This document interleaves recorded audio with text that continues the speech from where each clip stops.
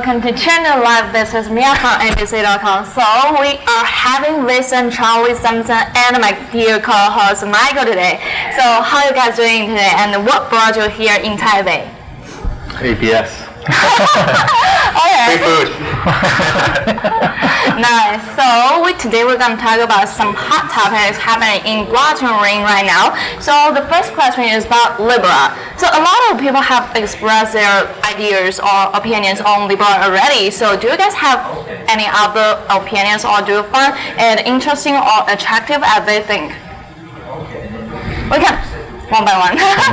Okay, so for Libra, to be frankly, we did not get, besides white paper, we did not get any more inside information. And for us, we try to participate in the Libra, and we already prepare. And at a founder perspective, or compare and other parties join together.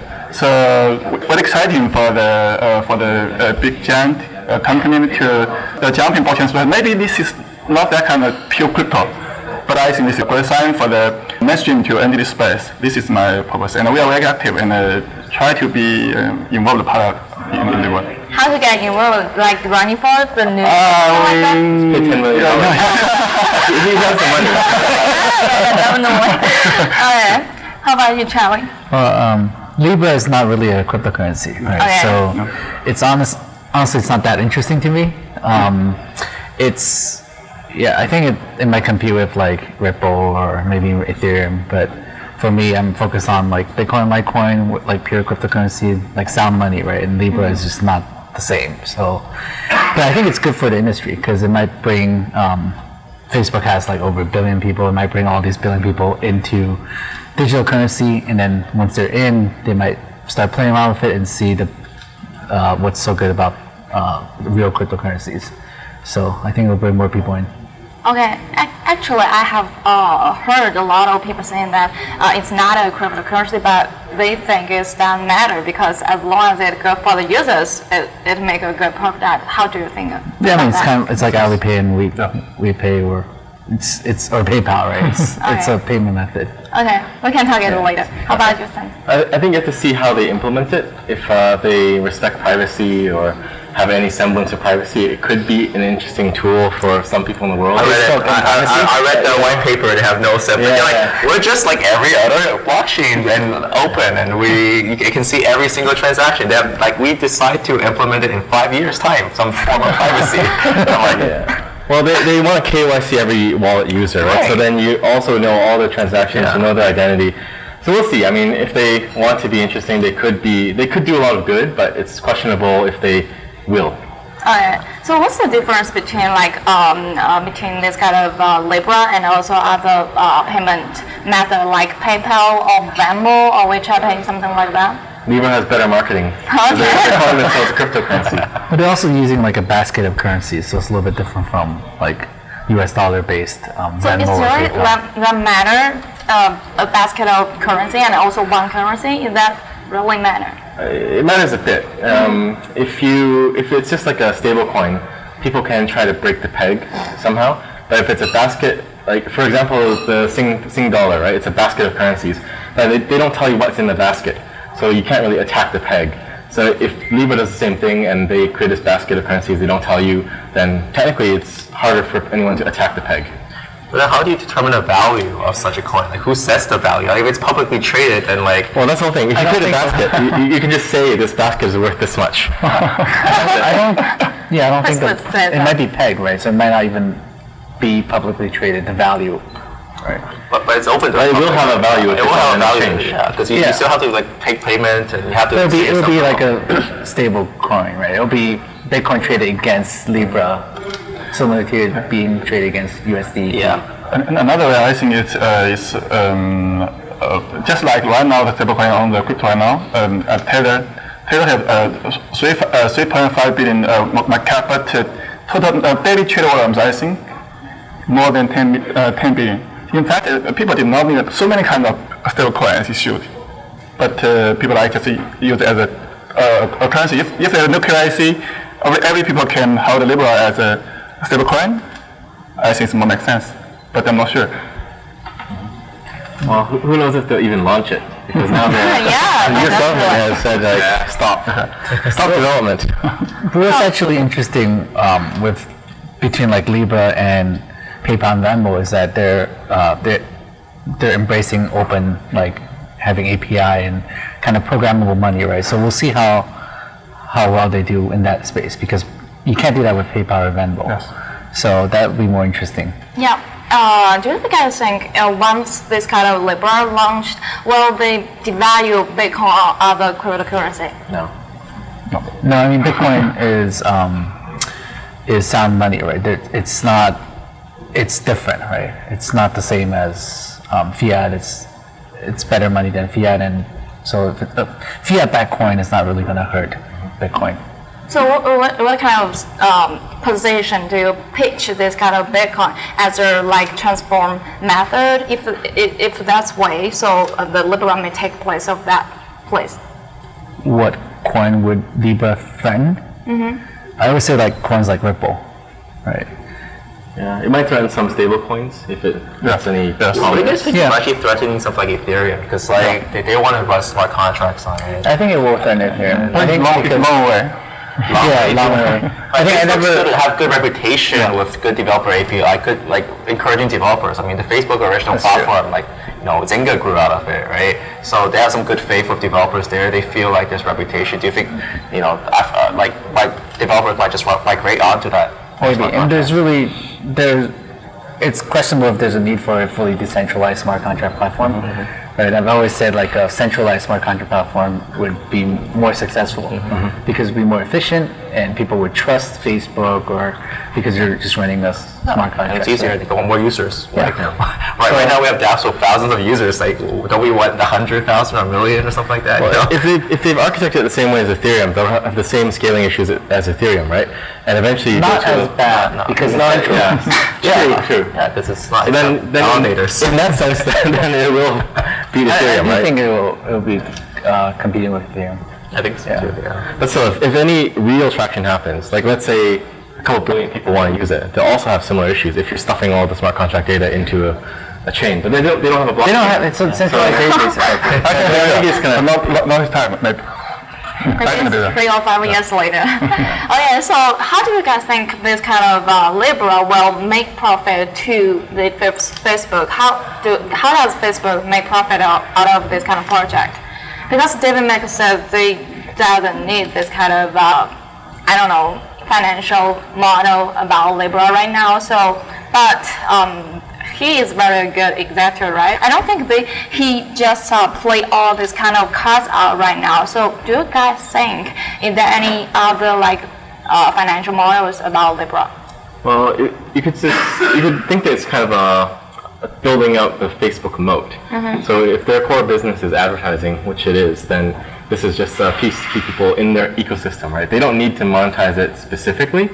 The validator nodes probably want to, maybe as a fiat on and off ramp. So say you're in India, whoever is the Libra partner in India might help you convert rupees to Libra, but they don't need to monetize it necessarily, I think.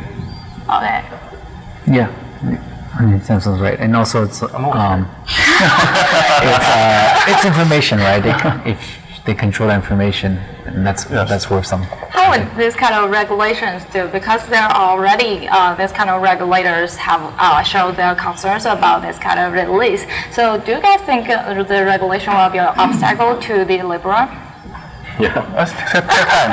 It already is, so yeah, probably be hard. Like there's European lawmakers too that says this is not good, right? Yeah. So, and it's kind of like the centralized cryptocurrencies, right? Like if there's someone you can go to and write a letter to or complain to, then that's a weak point of attack. And as they want their mission is to become like a cryptocurrency or currency for the world. That means they need to talk to everybody, and everyone's going to have their own requirements, and they're going to have to find some way to work with that. Okay, that's tough. So another question actually is about DeFi and staking. I'm not sure if it's that popular in foreign out of China. So how about let's talk about DeFi first. So what kind of scenarios or this kind of DeFi will solve this kind of problem in real life? Is DeFi the latest buzzword? Yes. Little D, E, and then F. Because I didn't realize how big it was. Oh my god. So it's not kind of like It's mostly in Asia. Yeah, I saw it come up like a month or two It ago. was like the consensus tag, like this year, Okay. right, for consensus, everyone was tagging DeFi, and like Decentralized all the smart contract Okay. platforms were like, okay, we're into DeFi, we're into gaming, like the So two. blockchain is the past, DeFi is the future. Well, that's like it's a use case. Why? yeah. Actually, I heard that there is DeFi on Bitcoin, I think. Is that true? No? Anything is decentralized finance, right? Yeah. DeFi is just decentralized finance, and anything like moving money around is finance. Right? Like it depends on how you classify things right now. Some people are talking about that, like Lightning Network is a DeFi. I don't know. Is that? It's the latest buzzword. It's just a buzzword, I think. Like, yeah. But I think I'm excited for DeFi right now, and I talked to some exchanges guys. Obviously right now a very small amount of people right now really play on the game on DeFi right now. Maybe 10,000 more. But compared to last 2 months for Ethereum right now, you can see the project called Azure lock 1 million Ether right now, I think. They did not raise capital from anyone, but they will lock the Ethereum for 3 to 1 year for different interest. You can see the part of the arbitrage opportunity here, and also you can see the. I think this is not new as a transaction to refund the kind of function. Some of the financial loan interest, loan showing interest, they have some. People before a lot of people try to make a debt, maybe a game, maybe a social. They issue a token on the platform and try to make more people to adopt the crypto, but it's not hard. It's very hard. I think a lot of just in China in last year, a lot of traditional internet entrepreneurs jump in space and disappear. But I can see right now they can play some maybe some games, not financial games on the blockchain right now. I can see the real adoption right now. This is in early stage, but I think it will help in the next 3 to 6 months. It will change the fundraising model. Just like I take the stake as an example. Before, I think stake you lock a lot of coins and pay a portion of interest. Right now, you can change it another way. How to attract support your ecosystems.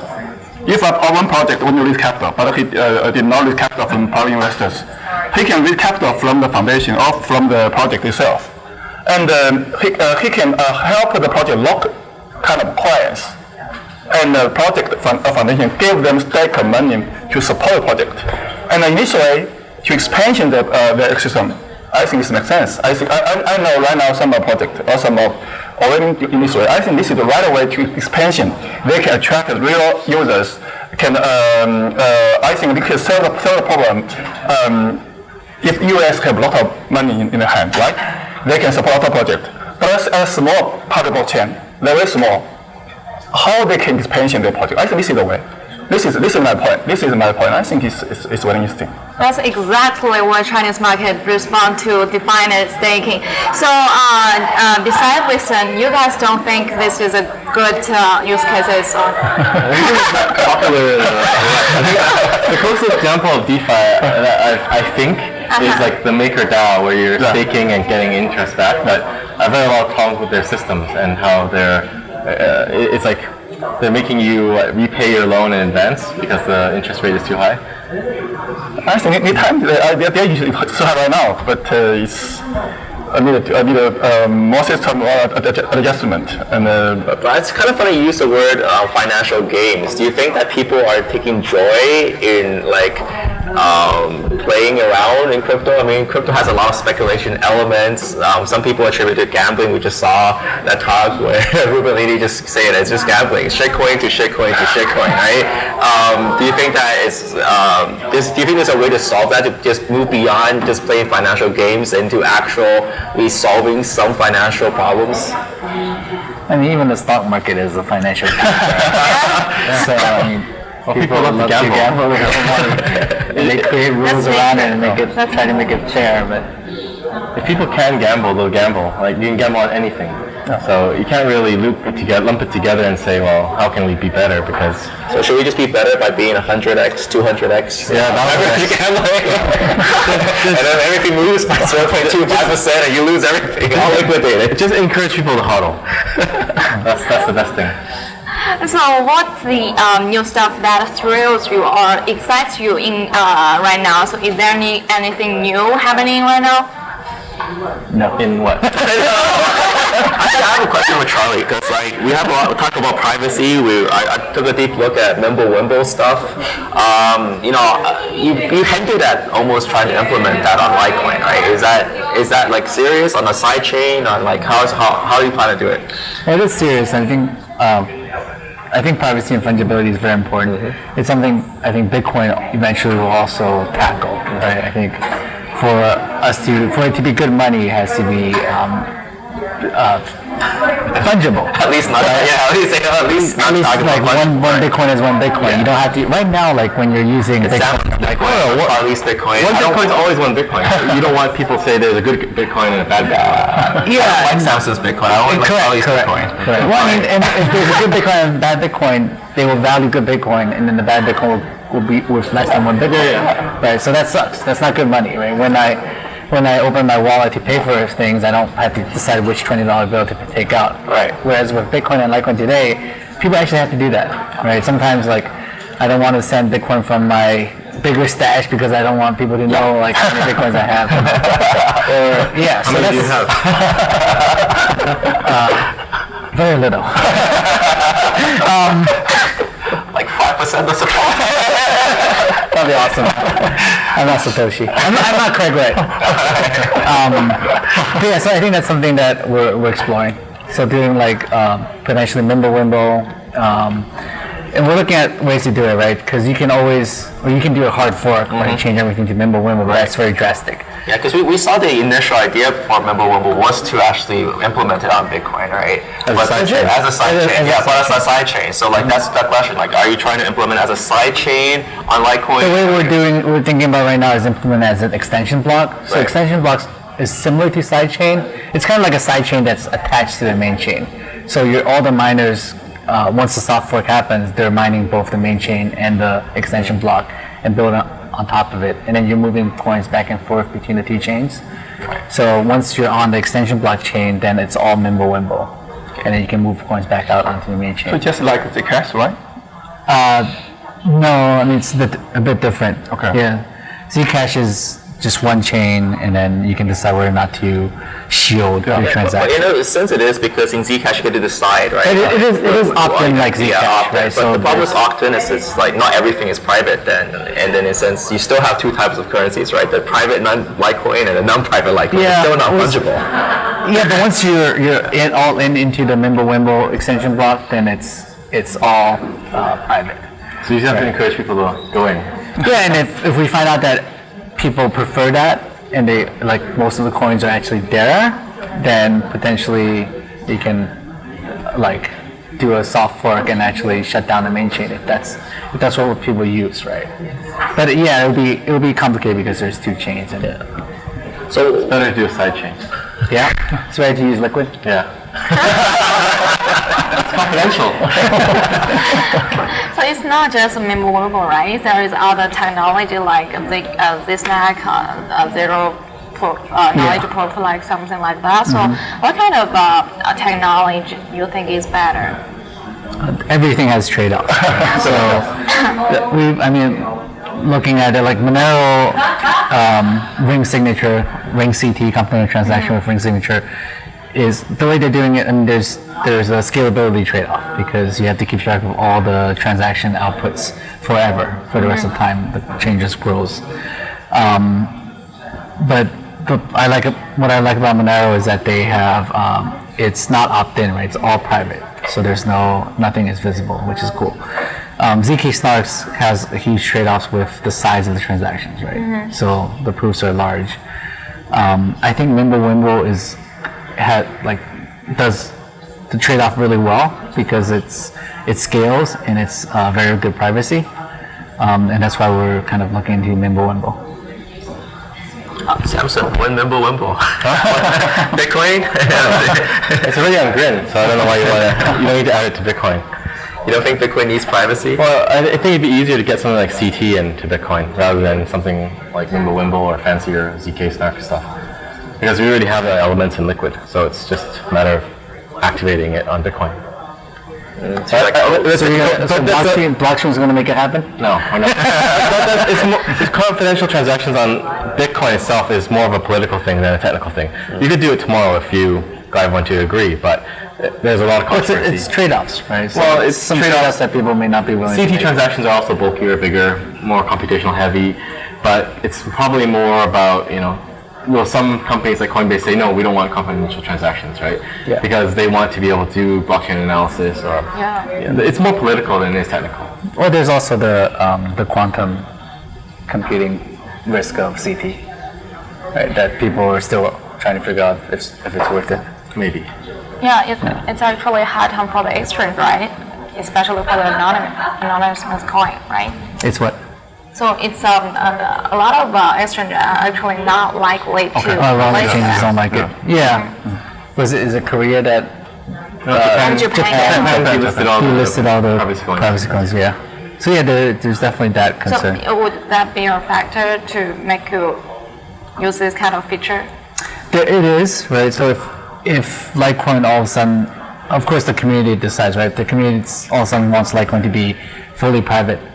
Potentially, like exchanges might delist Litecoin when that happens. This is why I like Litecoin. You go try it first, and then we'll think about what happens to Bitcoin. But I think with an opt-in like extension block, Mimblewimble, it's very similar to Zcash, which exchanges actually do support.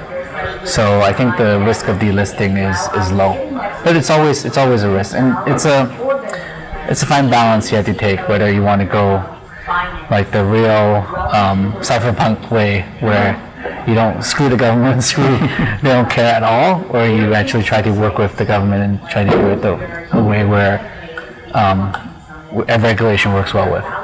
But I think it's not an urgent thing to push out, especially for Bitcoin, because you have the Lightning Network, and that improves privacy a great deal, and you also have CoinJoin wallets. And stuff, They're getting more and more popular, and you can start to do, I think some of the mobile wallets have started to do mobile coin joins too. So it's just a matter of time when it picks up traction and hits critical mass.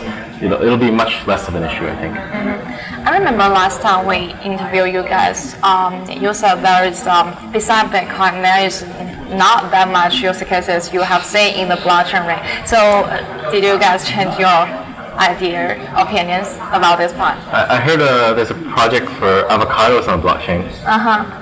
That's going to succeed, right? So actually, it's a very interesting panel because we have Vincent, who invests in quite a few non-Bitcoin projects, to say the least. So we have a very big discrepancy here. So Vincent, what's your side? Do you think that we need more coins? Do we need more to invest more? Do you need more adoption or some form of smart contract platforms? As an investor, too frankly, and I need to follow the market. Maybe a little bit the ones of the market. Right now, the Bitcoin already 16.5% of the market right now. You have market dominance? Yes, and this is a challenge for a kind of investor like us.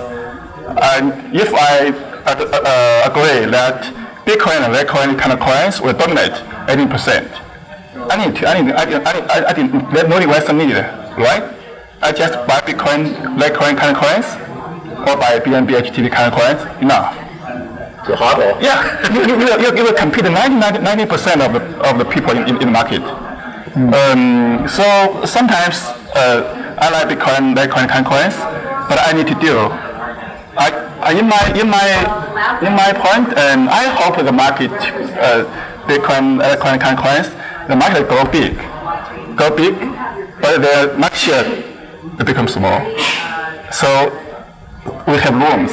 But market cap is really bad. Anybody, like we have a match of a crypto token, right? If I sold Charlie one match of a crypto token for $1 million, we have $1 trillion market cap, right? I think just right now, just like, I think Bitcoin is still small, but Bitcoin is very big. And right now, there are a lot of users, professional users. Litecoin's pretty big. I mean, computer rooms. I think if the expansion the coin market expansion for 4 or 5 times, I can no longer can manipulate the coins right now.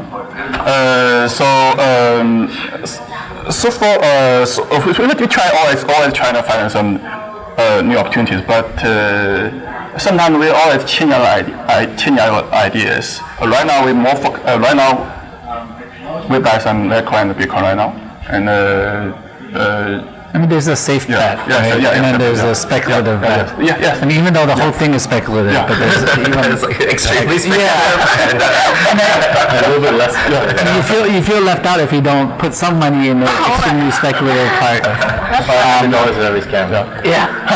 So I mean, That's what Eric Gu confessed to me. He was like, anytime someone asks for money, I'll just give them 5 Bitcoin. And one of them turned out to be Tron. So, anyways, actually, I have a question to ask Vincent. You just call Tron a scam? Like a bunch of just eyes everywhere. it is Litecoin. Oh, hey. But like Vincent, like we've seen a lot of project lists right now on the market, and they have a very small circulating supply at the start, and that means it's very prone to manipulation. Do you see that as a problem going forward? Because people will be like, hey, well, like this is super scammy, right? This is I think market will decide who will the winner. I like to be frank, I like 2 kind of coins structure. One is like Bitcoin, if the Litecoin kind of structure. Bitcoin and Litecoin kind of is very fair. Everyone need to mine. Everyone need mine. This is one way. It's kind of even like US. US the team keep a very small portion of the coins. Most of the coins will sell out, right? This is one way. Another way is what I like BNB and HT model. They let's don't care about the regulation. They really make the revenue. They expansion very active teams to expansion try to the adoption, especially for BNB, right? So in these kind of ways, I don't care about how much the team keep or how much the supply. I just care how much percentage I have, right? But most of the coins. So this is also the reason why I like the idea. Right now, it's just a kind of coins. Right now, they did not recapital. The team just like the Zcash model. They will just get a portion, 10% portion of the mine of the coin. I think this kind of ways is more healthy or more fair to the so-called investor like us. But Charlie, do you want to impose a 10% Charlie tax? I should. Like a foundation, it's struggling to make money, right? Impose a tax. Yeah, I mean, but that would probably destroy Litecoin, so I won't do it. Litecoin Cash. Litecoin Cash. You should fork it. Yeah. I mean, Litecoin Charlie's vision. That's even better. Yeah, Charlie's vision. CV, I'll buy some. But that's Litecoin though. So actually, in terms of exchange coin, how do you respond to exchange coin? Do you think it's a good use cases? Actually, this kind of exchange keep launching their public chain. Do you think the exchange will take advantage of that? What kind of coins? Exchange coin, like BNB and stuff. Oh, like Neo? Yeah. Why are you laughing? The biggest problem I think I have with exchange coins is that they're not equity. A lot of people confuse it as if it's almost like equity, like, oh, this exchange is doing well, so it should go up. But like, what's the use case, right? Well, you discount trading fees, right? And there's other perks. Well, that's going away soon, right? BNB is going to remove that soon. So I'll talk about Leo. Okay, Leo. Okay, fine, maybe. But you know, the exchanges can decide whatever they want to do with it, right? They can technically say, yeah, I'm going to do something different. Yeah, but I mean, what do you expect? It's a coin from a company. It's not a cryptocurrency, right? So. But right now you have to compare. You didn't want to compare the platform coin to the Bitcoin, Ether, Litecoin. But you can compare to other crypto new project right now. I think they're more strong than other projects. Maybe, yeah. And they have a strong huge team. company backing it. So. Yes. Yeah, especially I want to ask Vincent. So, as an investor, what kind of scenarios you think is good and want to invest in besides Bitcoin? And we still try to invest in some hardcore technology and privacy and new concepts. And I think all the serious investors will consider this one. Another one we try to get exposure for similar team, just like exchange team, do decentralized things. Maybe they do I think I'm only missing two kind of plans. One hardcore technology, and another one is a team and we centralized, but they like to do some decentralized things. Maybe they can make money, maybe not. But I prefer the late stage right now, and not the early stage, and there's a lot of scam on the market. Okay, so actually, I want to ask you a little. So about staking, because you guys are all POW supporters. So I think we mentioned a lot of time about POS. So but this kind of thing is very tricky because market says loudest, and staking is kind of really popular right now. So do you ever afraid of POS will dominate the market? POS does dominate the market. It's very small. What do you mean by dominate the market? What do you mean by dominate the market? You mean all of these kind of projects use POS consensus, and all of the users will accept this kind of coin and use it, and then maybe POW will be not as popular as right now? I think POS right now is still speculation right now. Yeah, I don't think anything's gonna overtake Bitcoin. So I don't think POS is gonna dominate the market. Because POS is easy. You can launch a coin with POS and you're done. With a proof of work coin, you actually have to have miners, farms, infrastructure, electricity, but why capital costs. Why not POS coin? Like it seems like the way miners moving, it's moving towards more and more centralization in the production of mining equipment, because it's just the technology investment cost is growing, right? So it's just one company will try to kill off every other company, and then you have a centralization of basic producers. Well, we did have that for a while with Bitmain, but now with Bitmain's decline and the other manufacturers coming up, it is more decentralized.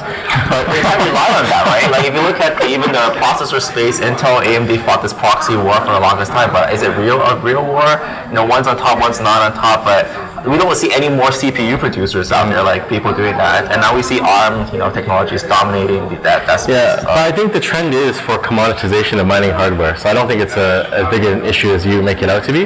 Because eventually, let's say 5-10 years out, but we already have POS. We have this idea that you can stake and run your own node, and you can start. Well, there's a lot of problems. Like, okay, so fundamentally we need to go back a bit, right? I think proof of stake is potential energy. If you take a pot of water and you're boiling the water, that's proof of work. You're consuming energy to do something, right? If you just heat the water up and think that the steam is going to come back around and heat the water, that's proof of stake. There's no input into the system. It's just, but it's not a question of thermodynamics though, right? You're having a bunch of stakeholders trying to participate in open consensus, right?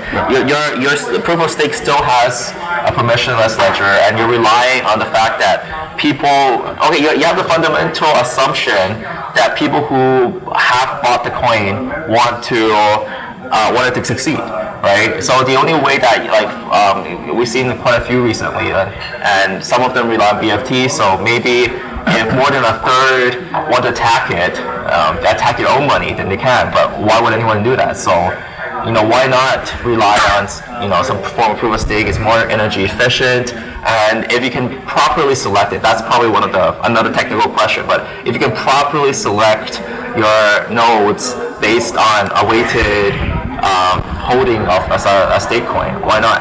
Because proof of stake is fundamentally unfair. It's like the more money you have at the start, the more money you get, assuming that your stake generates more coins, right? So let's say Bitcoin also same. Just like a lot of guy pick up a lot of Bitcoin. I think if you have enough money, you can get chips. Right? Yeah, yeah, exactly. Yeah, but you have to take your money and invest it. But proof of stake also need to take money, right? Technically, Bitmain and other ASIC manufacturers are just building up on this. Like they're capitalizing, they're being like the middleman. Why don't you just cut those guys out and be like, hey, look, we're gonna stake it ourselves, permissionless system. We do it ourselves. I don't think we're gonna solve this problem. How long is that? With Bitcoin, let's say you mined a lot in the beginning. It doesn't mean you can keep mining for free, because the generation of hardware is increasing and the cost is increasing too. But if we make a proof of stake coin for 5 of us, and you guys have more at the beginning than me and Michael, then you're going to accumulate more over time. Eventually, you will be able to. But you have a solution is project a success, or if the project this way, you keep more, you lost more, right? So I think market will decide which one will survive. I think good project will always have some reasons, right? So for us, I think we are active during project. If we invest in, and we are active to do the node right now ourselves. And for Bitcoin, we are not having anything we have buy Bitcoin, but we did not have that kind of power to support mine. But maybe invest some money in others. But it's easy for us to beat on the POS, right? Charlie, you are awfully quiet about the topic. I don't. It's not something that we can really kind of solve in this talk. So.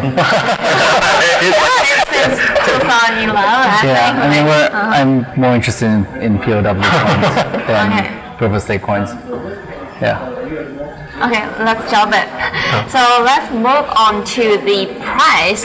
So since April, I think. What is the price? I think it's 1,000, right? 1,000? 10,000. Yeah, 10,000. Let's go find Charlie's gonna finally buy it. So actually, since April, it's been up like 300% already. So I know a lot of friends who came into this kind of market for a long time. They didn't predict this price will go this so fast. So do you guys predict this price will go this fast? You mean predicting that the price will go recovers so fast this year? Yeah. Well, no one really can know. Can predict price movements. Apart from Vincent. Just a good guess, right? Yeah. So, but yeah, so I actually thought it would take longer to recover. So it surprised me how fast we came back. I mean, we're not fully back, but how much we've grown this year. That's definitely surprising to me. So did you guys buy some of the dip? Maybe. I don't touch that. No. Yeah. Okay. Buy low and sell high. That's my. I mean, it sounds funny, but sadly, most people buy high and sell low because when it's high, they hear about Bitcoin, Ethereum, Litecoin, it's buy in, and when it crashes like 80%, they're like, this is gonna die, and they sell. And then people. The media tells them it's gonna die. Yeah. And then when the price is up, people are like, I missed my chance of buying Bitcoin at $2,000. If it went to $2,000, I'm gonna buy a lot. And then when it actually goes back to $2,000, it's gonna die. I'm not gonna buy anything now. If the 4,000, I can no one will buy. Yeah, and All buy on. yeah. Unfortunately, humans just psychology doesn't work that way. But if you can really actually buy low and sell high, you'll make money. I think the more important thing is to have a thesis. Why is Bitcoin valuable? Why do you want to buy Bitcoin? And just decide for yourself. And buy some. But don't look at the price every day. And the price should not affect your decision. I think for non-professional investor or traders, I think most smart is just pay off at the Bitcoin market shares.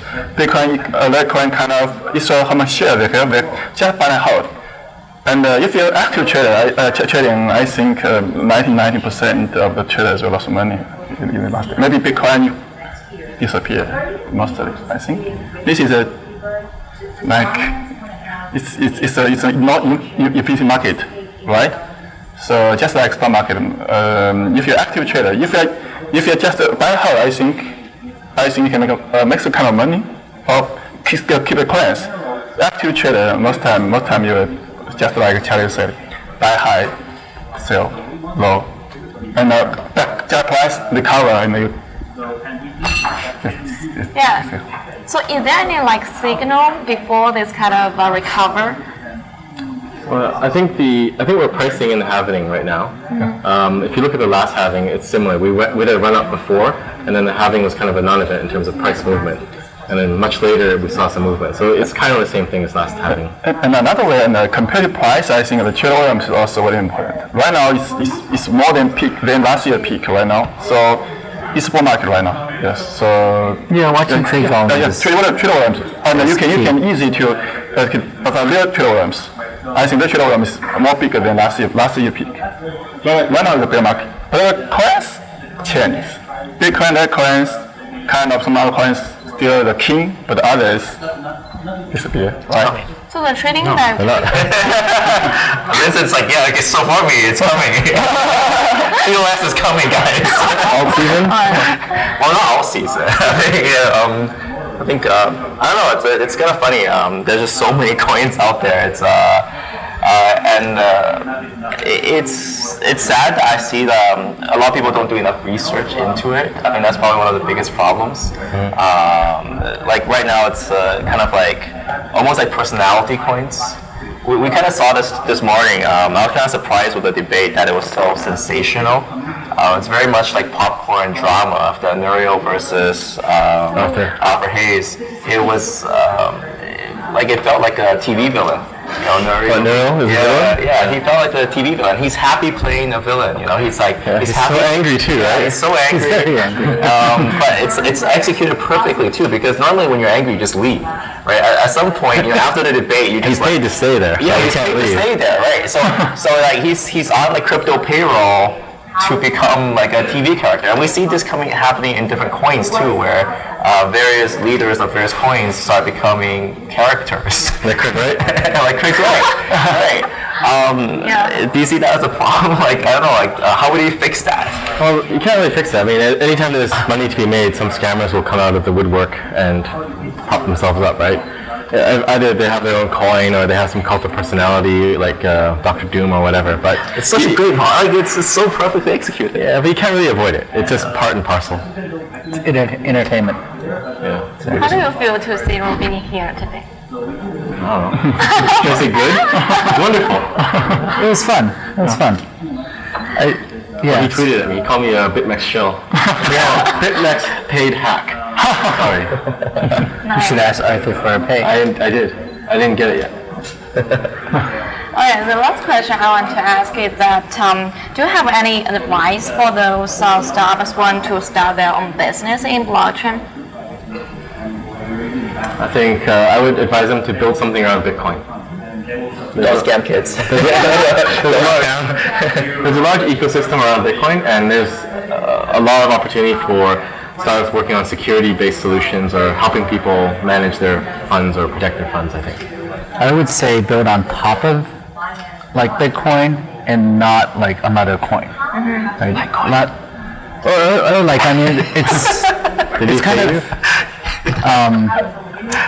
a lot of companies are just trying to say, oh, I want to do blockchain. I need to do my own token. This is how I'm going to make money, and they're going to try to find ways to like find a problem that they have a solution for, which is a token that they're going to create, and that's just not the wrong way to do it, right?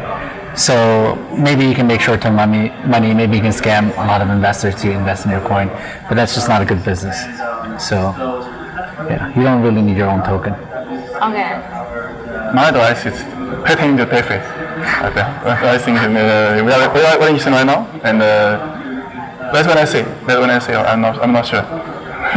Okay, thank you so much, guys. Thank you for the video. So Thanks, Mia.